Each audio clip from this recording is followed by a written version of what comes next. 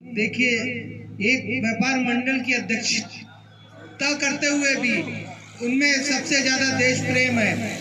मुझे याद है कि मैं छोटा था तब से मैं मुंशीगंज शहीद स्मारक जाता रहता हूँ, क्योंकि मेरे पर बाबा परम आदरणीय पंडित माता प्रसाद मिश्रा जी जो गढ़ऊ बहलिया थे, उनको गोली लगने के बाद दूसरी गोली वीरपाल सिंह ने उनके हमारे बाबा के कंधे पर मारी थी और वो वहीं पर गिर गए थे। तो उनको बैजू जो फल वाले थे उन्होंने अपने बैलगाड़ी में लाद के उनको कैपरगंज ले गए थे डॉक्टर के पास, और वहां उनका गोली निकाली गई, उनको पट्टी बांधी गई। और उसके तीसरे दिन पंडित जवाहरलाल नेहरू जब दिल्ली से आए तो उनको ब्रिटिश हुकूमत ने कह दिया कोई गाड़ी कोई इक्का नहीं मिलेगा। पंडित नेहरू वहां से लेकर कलेक्ट्रेट तक पैदल चले, वहां तक पैदल चले। और उसके बाद कलेक्ट्रेट में शमशाद जी की लारी आई। शमशाद जी की लारी में ये लोग बैठ के ऊपर से बकरियों को डाला गया, क्योंकि वहां पर अंग्रेज के सिपाही खड़े हुए थे, उसको छिपाने के लिए। फिर नेहरू जी वहां पहुंचे और उन्होंने डिस्कवरी ऑफ इंडिया में मेंटेन किया कि the second Jallianwala Bagh in Raebareli is situated on Munshiganj Raebareli, ऐसा। और आपको बता दूं सर कि the subject of modern history in the Delhi University and the Allahabad University, the lesson 4 the second Jallianwala Bagh in Raebareli. और इसी सम्मान के साथ महान पुरुष, महान ज्ञानी हमारे एसडीएम साहब को मैं ये माइक दे रहा हूं और उस पर इस करैया बाजार पर कुछ अवलोकन डालें आदरणीय एसडीएम साहब।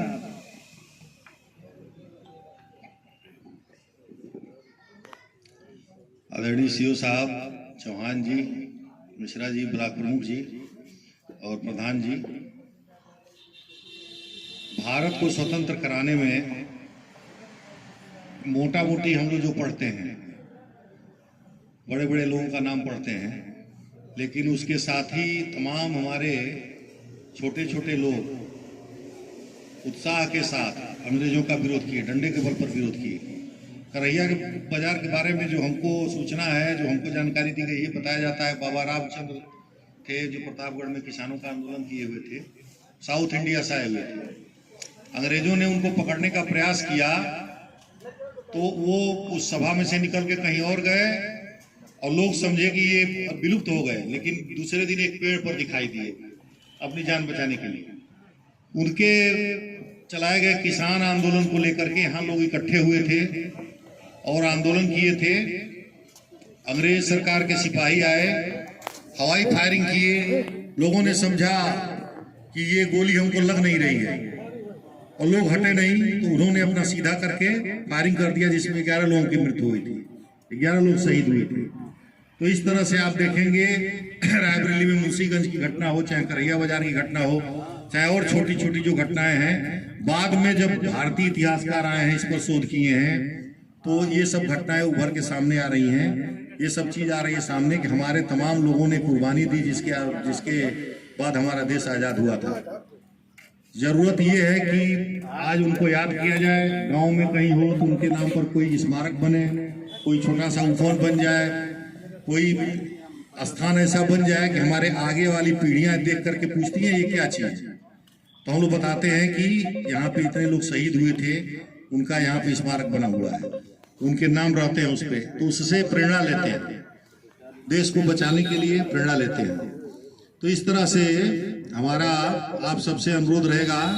एक तो अनुरोध है मिश्रा जी से कि आप रायबरेली का जो एक स्वतंत्रता संघर्ष का इतिहास है, इस पर कोई लिटरेचर हो तो उपलब्ध करा दीजिए, हमको पढ़ने की बड़ी जिज्ञासा है। गूगल पे है, पूरा है? अच्छा, वो गूगल पर ही है। अभी एक और मैं तैयार कर रहा हूँ, ईमेल पे मैं टाइप कर रहा हूँ। अच्छा अच्छा। बाजार सबका तो subaltern study of the history जो शुरू हुआ, उसमें देखा गया कि तमाम हमारे छोटे छोटे आंदोलन मिल करके, बड़े आंदोलन चलाने वाले बड़े लोग थे, वो तो थे ही, वो तो बड़ा बड़ा काम कर रहे थे, लेकिन छोटे, जैसे रेल की पटरी बंद कर दिया, ट्रेन में कहीं आग लगा दिया, या थाने पर हमला कर दिया, और भी तमाम काम लोग करते थे, जिससे अंग्रेज बहुत हतोत्साहित हो गए।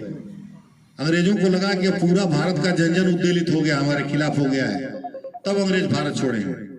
और इतने सौभाग्य से आपको स्वतंत्रता मिली है, तो हमें आवश्यकता है कि उन वीर शहीदों को याद किया जाए। उनके यादगार दिवस पर, उनके शहीदी दिवस पर हम लोग जरूर इकट्ठे हों, गांव के लोग इकट्ठे हों, बच्चे इकट्ठे हों, स्कूल में इसको बताया जाए कि हमारे हर जिले में, हमारी तो राय है, हर जिले में कक्षा 4-5 की किताबों में या उसके मिडिल स्कूल के किताबों में जिले के इतिहास के बारे में भी रहना चाहिए कि कौन लोगों का किस प्रकार का योगदान रहा है। इसी के साथ अपने वाणी को विश्राम देता हूँ। जय हिंद, जय भारत।